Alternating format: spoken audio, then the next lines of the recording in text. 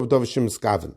So the first explanation that Rabbi Chanan offers is that since this result is an inevitable result, says Rabbi Chanan, when the result is inevitable,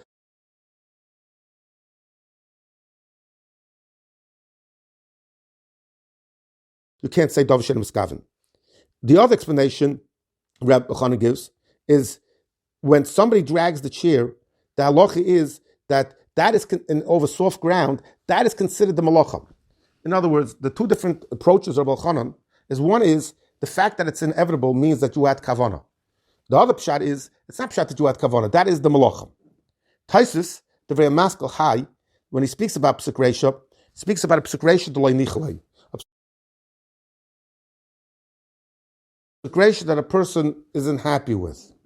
And Taisus quotes the Aruch that says that even if, as we just learned in the Gemara, we're machmer by psuk reisha, if it's a psuk reisha d'loi nichalei, not desired, not needed, that's not considered a psuk reisha. So using our Gemara, using what we've been using as the example, that if somebody drags the heavy chair on the soft ground, and the person is not happy with the furrow that it results from that, says the Aruch, that would not be considered a psuk reisha. The Ri in Taisus disagrees, and he says that it's considered a psuk reisha even if it's not what you wanted. Says Rabbi Chanan that the machlokes over the machlokes rishonim that we just quoted between the Aruch and the Ri, what is the halacha by psuk reisha d'loi nichalei, is actually connected to the two reasons that we gave for psuk reisha being asur. The Aruch understands that when something is inevitable, it's considered as if it was intentional.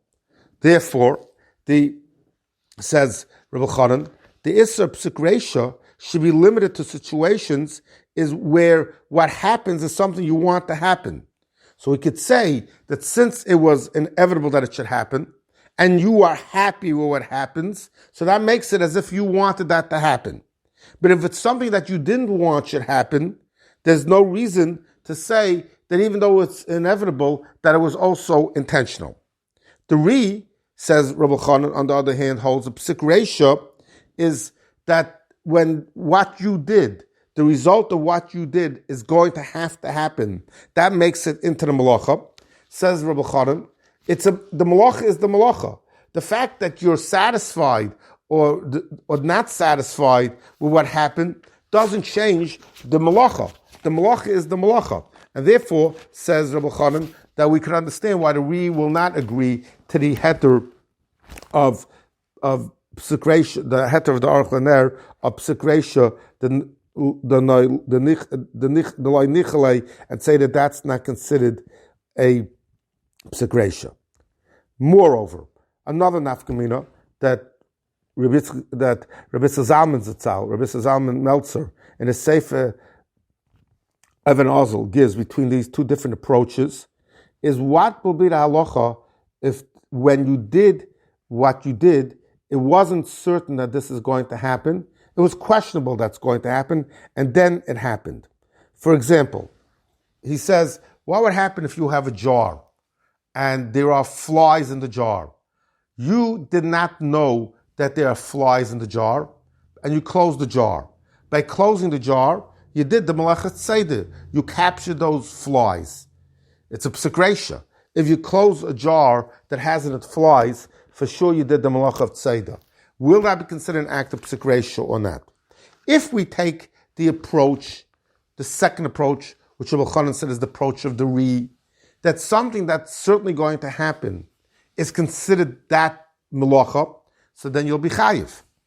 If we're going to say that since it's inevitable to happen, it's considered that it's intentional, we can't say in a situation where you didn't know that there were flies in there, that could be considered a situation of psuk reisha, because there has to be some level of intent.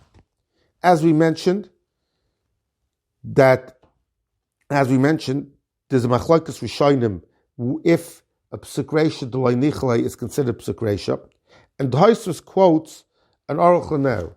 Taisus quotes a Gemara in quoting the Aruch, quotes the Gemara Masechta Sukkah. The halacha is that if somebody is taking off berries from a hadas, at a certain point if that hadas has berries, it's not kosher to be used as one of the daled minim. Even if somebody takes off the berries on Yontif because he wants to eat those berries, the halacha is, since he wants to eat the berries, he's not interested in the kosher hadas. So we see that psukresha, the halacha is not considered a psukresha, and it's not considered that you did an act of tikkun by making that hadas into a kosher hadas. Taisus disagrees. Taisus says that it could be over there, the reason Chazal will makel is for one of two reasons. Number one, it's a makkah mitzvah. So even if the halacha is like the Ri, that we're machmer by psukresha the loy nichalei, it could well be, says Taisus, that the Ri would be lenient by psukresha the loy nichalei by makkah mitzvah. That's one pshat that Taisus suggests. The other pshat is that they were speaking about a case where he already has a kosher hadas. If this individual already has a kosher hadas, so what he did in making this hadas into a kosher hadas is really an act that doesn't have much meaning. And that's why we could be lenient over there. So the Gemara says,